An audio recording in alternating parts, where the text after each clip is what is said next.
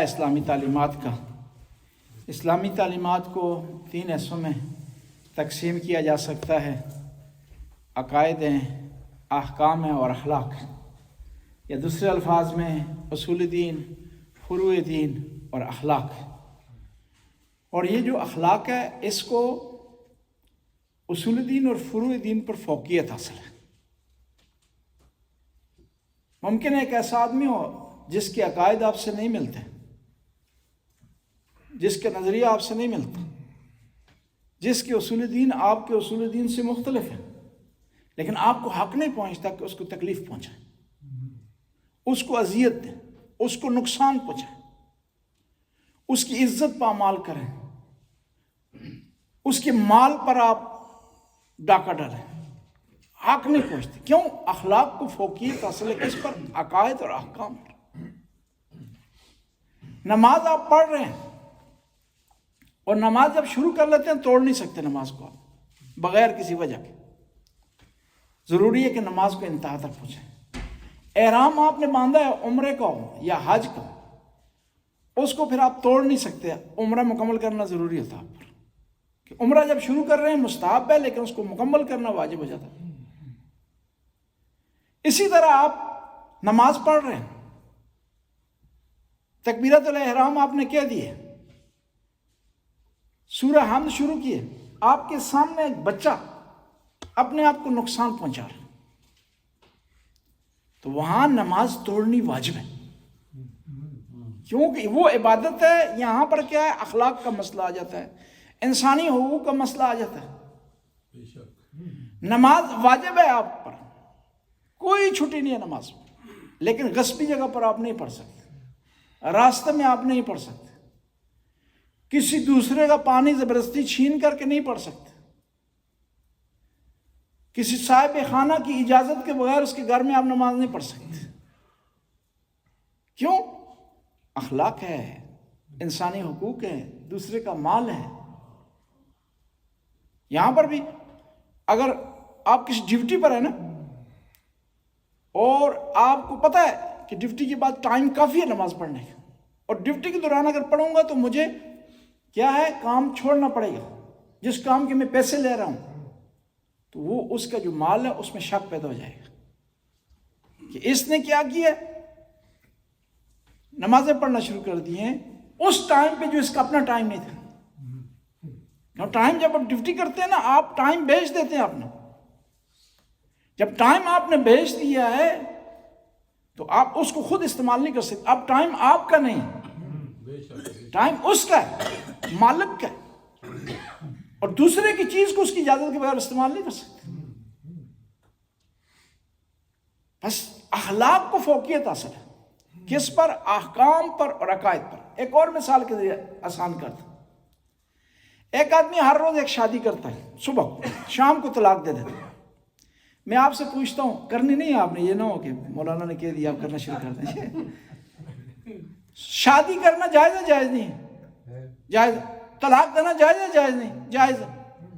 شادی کرنا بھی جائز ہے، طلاق دینے بھی جائز ہے، لیکن ہر روز ایسا کام کر رہے جس سے خواتین کی عزت پامال ہو رہی ہے، ان کا استحصال ہو رہا ہے،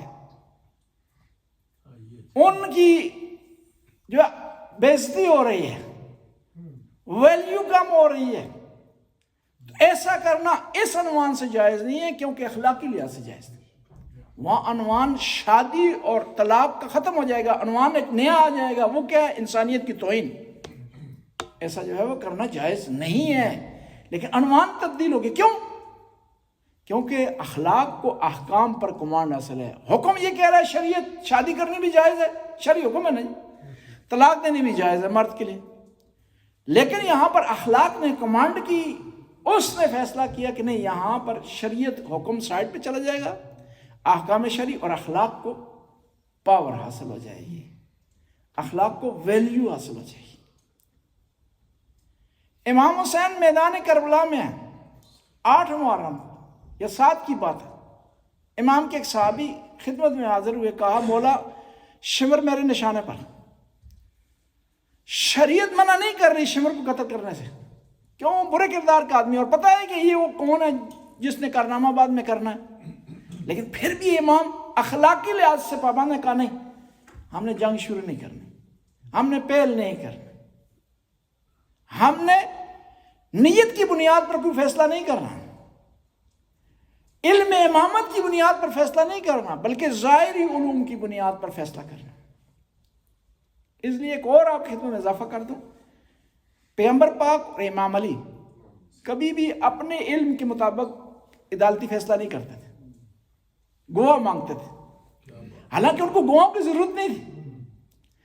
میرے نبی کو گواہ کی ضرورت نہیں ہے، اس گواہ سے نبی بہتر جانتا ہے کہ کیا ہوا، اس گواہ سے امام علی بہتر جانتے ہیں کہ کیا ہوا، لیکن جو ہے وہ بتانا چاہتے ہیں کہ کیا ہے، کہ ظاہری طور پر عمل کرنا ہے، ظاہری طور پر دیکھنا۔ اور یہاں بعض کا طلاق کے مسائل آتے ہیں تو طلاق میں 2 گواہوں کی ضرورت ہوتی ہے، اور گواہوں میں شرط ہے کہ عادل ہونے چاہیے۔ فقہی عادل سے مطلب یہ ہوتا ہے اجتماعی عادل نہیں، معاشرے میں عادل آپ اس کو کہتے ہیں جو انصاف کرنے والا ہوتا ہے، فقہ میں عادل اس کو کہتے ہیں جو واجبات پر عمل کرتا ہو، محرمات سے بچتا ہو، اسے عادل کہتے ہیں۔ تو اس نے محمد نے فون کیا، کہا کہ آپ کو کس طرح پتا ہے کہ یہ آدمی جو ہے نماز پڑھتا ہے نہیں پڑھتا؟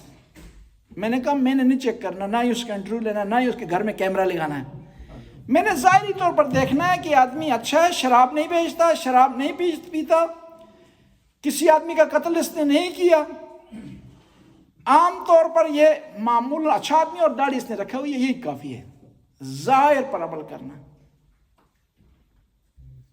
اور پھر دوسرا یہ ہے کہ یہ باطن والا معاملہ نا، یہ ہمارا معاملہ ہی نہیں، یہ ہمارا میٹر نہیں ہے، یہ ہمارا موضوع نہیں ہے، وہ خدا کا معاملہ ہے، اور خدائی کام ہمیں اپنے ذمہ نہیں لینا چاہیے، خدائی کے حوالے رہنے دیں، اس نے فیصلہ کرنا ہے کہ کون اندر سے کس قسم کا ہے، ظاہری طور پر دیکھنا ہے۔ یکی از مباحث مهم که خیلی ارزش داره اون اخلاق است. معارف اسلام به 3 دسته تقسیم میشن: عقاید، احکام و اخلاق. و اخلاق بر عقاید و احکام فوقیت داره.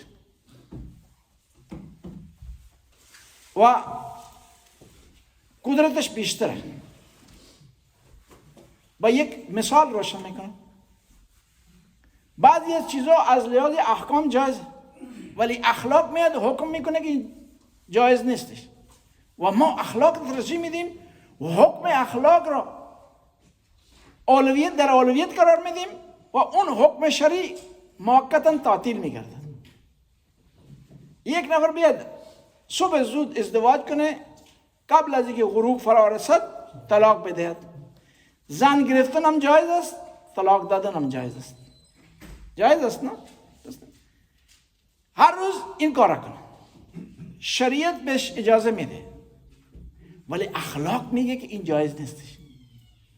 میایید یک قشر جامعه را تحت ظلم قرار میدید، او را اهانت میکنید، توهین میکنید، ارزشش را پایین میارید، آبروش را میریزید. پول دارید، مطلبش این نیست که بیایید پول را در راه بیراروی به کار ببرید. یعنی اخلاق حاکمیت داره بر احکام و عقاید. یک مثال دیگر هم خدمت دوستان می عرض می نمایم. هر کس که نماز را آغاز بنماید، وارد نماز گردد با تکبیرت الاحرام، برای او روا نیست که بیاید نماز را بشکند. یا وسط نماز ارادش عوض شده، گفت الان نمیخوام بخوام، حال نداره، امکان نداره. ولی همین بنده خدا برای این نماز اشتاد شده، نیت گفته، نیت را به جا آورده، تکبیرات احرام را گفته و میبینه که یک بچه کودکی میخواد خودش را ضرر رسانه، خودش را نقصان کنه، خودش را ضرر برسانه. در اینجا واجب میشه که بیاد نماز خودش را به هم بزنه، از این خیال کنه، این را حفاظت کنه. یعنی که چه شد؟ اخلاق بالاتر شد از شریعت. اخلاق کی بھی 3 قسمیں ہیں. ایک اخلاق ہے خدا کی نسبت، ان اخلاق کے جنرل معنی ہم لے رہے ہیں، وسیع معنی، یعنی زبانی اخلاق نہیں، کلامی نہیں، اخلاق ایک وسیع مفہوم ہے۔ واقعی پابندی اس میں آ جاتی ہے، معاہدے کی خلاف ورزی نہ کرنا اس میں آ جاتا ہے، ٹھیک ہے جی، عفت اس میں آ جاتی ہے، پاک دامنی اس میں آ جاتی ہے، بہادری اس میں آ جاتی ہے، ساری چیزیں اخلاق میں کے دائرے میں آ جاتی ہیں۔ اخلاق کا وہ معنی نہیں ہے خاص جو بول میں آتا ہے، کلام میں آتا ہے۔ خداوند تعالیٰ کی نسبت اخلاق، جس نے آپ کو خلق کیا ہے، پیدا کیا ہے، رزق دیا ہے، اس کا حق حقوق ادا کریں، اس کی عبادت بجا لائیں، جس چیزوں سے اس نے منع کیا اس سے رک جائیں، جن چیزوں کو اس نے حکم دیا اس کو بجا لائیں۔ تو یہ خداوند تعالیٰ کی نسبت ہے۔ خود انسان کی نسبت بھی ایک اخلاق ہے۔ اخلاق کی 3 قسمیں ہیں، خدا کی نسبت، خود اپنے آپ کی نسبت، اور دوسرے لوگوں کی نسبت۔ ہم زیادہ تر بات اس پر کرتے ہیں جو دوسرے لوگوں کی نسبت ہے، حالانکہ اخلاق ان تینوں کیٹیگریوں میں آتا ہے۔ اپنی نسبت کیا ہو جائے گا؟ پاک دامنی کا خیال رکھنا، اپنے آپ کو کنٹرول رکھنا، گناہ میں مبتلا نہ ہونا، بہادری، یہ اخلاق کے دائرے میں آ جاتا ہے۔ لیکن کیا ہے؟ خود انسان کی اپنی نسبت ہے۔ بہادری جو عام معنی ہے اس کا، اس معنی کو لیا جائے، یا جو خاص معنی ہے گناہ کی نسبت بہادری، محرمات کی نسبت بہادری، نگاہوں کی نسبت بہادری، زبان کو کنٹرول کرنے میں بہادری، کانوں کو کنٹرول کرنے میں بہادری۔ آپ کی زبان پر الفاظ آئے ہوئے ہیں، اچھے نہیں ہیں، گٹیاں ہیں، لو ہیں، لیکن کنٹرول کر لیتے ہیں آپ کے، اس سے بڑی بہادری کوئی نہیں۔ گناہ کے لیے تیار ہے، آمادہ ہے، ہر چیز کے لیے ہے، لیکن خدا کو یاد کرتے ہوئے گناہ سے رک جاتے ہیں، یہ بہادری ہے، یہ شجاعت ہے۔ اسی طرح صبر، کیا ہے؟ صبر کرنا بھی ایک قسم کا اخلاق کے دائرے میں آ جاتا ہے کہ انسان اپنے آپ کو کنٹرول کرے، آپس سے باہر نہ ہو، مایوس نہ ہو۔ تیسری اخلاق کی جو قسم ہے وہ لوگوں سے متعلق ہے، وہ عوام سے متعلق ہے، چاہے وہ مسلمان ہو کافر ہو۔ اخلاق ہر آدمی سے نسبت آپ کو حکم دیتا ہے کہ آپ اخلاق کو وہاں اس کا دامن ہاتھ سے نہ چھوڑیں، جس میں انصاف ہے، انصاف سے کام لیں۔ قانون آپ کا ساتھ دے رہا ہے، لیکن آپ کو پتہ ہے کہ غلطی آپ کی ہے، آپ کو پتہ ہے کہ مسٹیک آپ کی ہے، تو وہاں انصاف یہ کہتا ہے کہ آپ کہہ دیں ٹھیک ہے قانون میرا ساتھ دے رہا ہے، ظاہری طور پر قانون میرے نفع میں ہے، لیکن غلطی میری ہے، تو آپ وہاں سرنڈر کر سکیں، انصاف سے کام لیں۔ پھر اس کے علاوہ سچ بولنا، راستگوئی کرنا، یہ اخلاق کے دائرے میں آتا ہے کہ انسان ہمیشہ کوشش کرے سچ بولے، مثلاً اندیشی نہ کرے، مال کی خاطر سچ کو جھوٹ میں تبدیل نہ کرے، پیسے کی خاطر سچ کو جھوٹ میں تبدیل نہ کرے، ظاہری جھوٹی عزت کی خاطر سچ کو جھوٹ میں تبدیل نہ کرے، واضح کلیئر بتا دے، اگر نہیں بتا سکتا نا تو ایسے الفاظ استعمال کرے تاکہ کم از کم جھوٹ نہ ہو۔ آپ نہیں پہنچ سکے وعدے پر، وعدہ خلافی کیا، اب کیا ضرورت ہے کہ جھوٹ بولنے کی کہ میں لے وقت میں تھا جی، بستر میں سوئے تھے، سوتے رہ گئے، بس کہہ دیں جی سوتے رہ گئے، نہیں آ سکے۔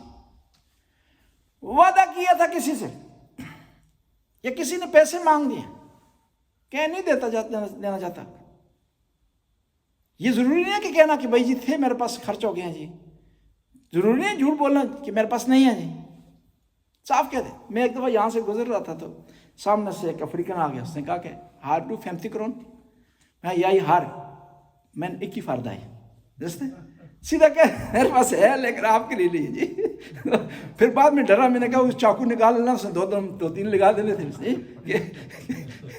ایک جگہ یہ نبی رفتہ میں ایک افریقان جلوی مار گرفت لندے بار گفت ہار ڈو 50 کرون، آیا 50 کرون داری گفتم دارم برای برای شما ندارم، درسته؟ بعداً به یادم آمد که نمیگفتم باید، راست میگم چیز ندارم، یه چیزی طوریه میکردم، درسته؟ و همین چاقو در میآورد میدادم که برای من نداری، یه نه بگیری، نه درست؟ سچ بولے آدمی. ضروری نہیں ہے کہ آپ بہانہ کرنے کے لیے کوئی نہ کوئی بہانہ تلاش کریں اور جھوٹ کے مرتکب ہوں. پھر اس کے علاوہ امانت داری. قرآن میں نبی کو ارشاد ہوتا ہے ان تعدوا الامانات الی اہلها خاتم الانبیاء سید الانبیاء. آئے ہیں فتح مکہ کے بعد. جس آدمی کے پاس خانہ کعبہ کی چابی تھی اس سے چابی لی, کھولا, مولا علی سوار ہوئے, پیغمبر کے کندھوں پر تشریف فرما ہوئے اور بتوں کو توڑا. آپ چابی پیغمبر کے پاس ہے, خدا کی طرف سے آرڈر ہو رہا ان تعدوا الامانات الی اہلها. اے میرا نبی تو نے چابی امانت کے طور پر لی تھی, تیرے لیے ضروری ہے کہ اس کو پلٹا دے. اور امانت کے معاملے میں ایک مسئلہ آپ کو بتاؤں. آپ کے پاس کوئی آدمی امانت رکھتا ہے نا, آپ پر واجب ہے اس کی حفاظت کریں. حفاظت کے باوجود بھی اگر ضائع ہو جاتی ہے تو آپ توان نہیں, آپ پر اس کا ہرجانہ نہیں, کیونکہ جو امین ہوتا ہے نا وہ ضامن نہیں ہوتا.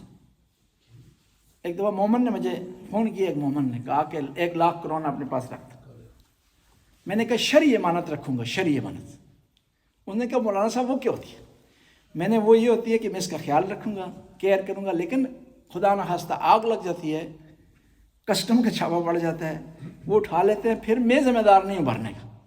انہوں نے کہا گم ہی ہونے پھر میرے پاس بہتر ہے.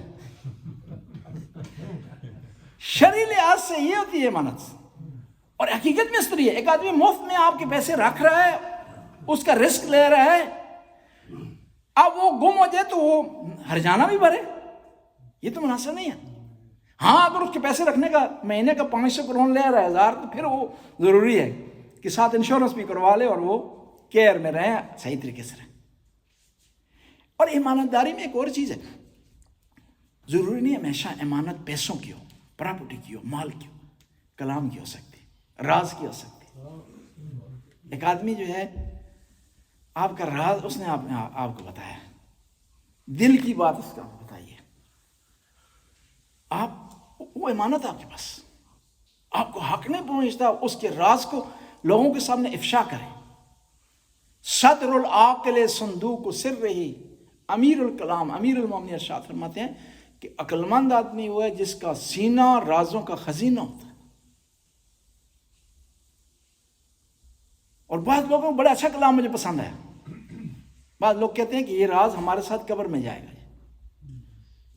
بڑا اچھا جملہ ہے, بشرطے کہ اس پر عمل ہو. لوگ کیا کرتے ہیں جی, کہتے ہیں کہ تمہیں ایک راز کی بات بتا رہا ہوں, بتانا کسی کو نہیں ہے. پورے شہر کو مل جاتا ہے اس جملے کے اضافے کے ساتھ, بتانا کسی کو نہیں. سب کو پتہ چل جاتا ہے, لیکن یہ ساتھ پتہ ہوتا ہے کہ بتانا کسی کو نہیں. اور پھر دوسرا, آپ کو کیا انٹرسٹ نہیں ہونا چاہیے دوسروں کے معاملات میں. کسی کو نقصان ہوا ہے, کسی کا کاروبار پھیل ہوا ہے, کوئی سفر میں ہے, کوئی گھر بیٹھا ہوا ہے, کسی کی طلاق ہوئی ہے, کسی کی شادی ہو گئی ہے, کسی نے تیسری شادی کر لی ہے, آپ کو کیا تعلق لین دین؟ آپ کو ٹیکس آ رہا ہے اس کا, آپ کو بل آ رہا ہے اس نے کوئی شادی کی ہے, یا کسی کی طلاق ہوئی ہے تو رائننگ آپ کو آ گئی. مفت میں گناہ اکٹھے کر رہے ہیں. یعنی اس کا مطلب ہے کچھ لوگ جو ہے وہ بکسا لے کر ڈھونڈ رہے ہیں گناہ اکٹھا کریں آپ لے, نہ لیں نہ دیں. اور پرانے زمانے میں ہوتا تھا, کہیں بات چھڑتی تھی نا کوئی اس قسم کی, تو فوراً کہا جاتا تھا نہیں جی اسی بھی بچیاں آ لے ہیں, لہٰذا گل میں تھی ٹھپ دو جی, مٹی پا دو جی. پرانی بات بہت پیاری ہوتی تھی. لوگ پرانے زمانے میں کہتے تھے کہ ہم بھی اسی طرح کے گناہ گار ہیں, یہ بات ہماری بھی ہو سکتی ہے, ہم سے بھی غلطی سرزد ہو سکتی ہے, لہٰذا اس کو وہیں کیا ہے, اس پر مٹی ڈال دیں, اس کو اسی طرح رہنے دیں, سربستہ رہنے دیں.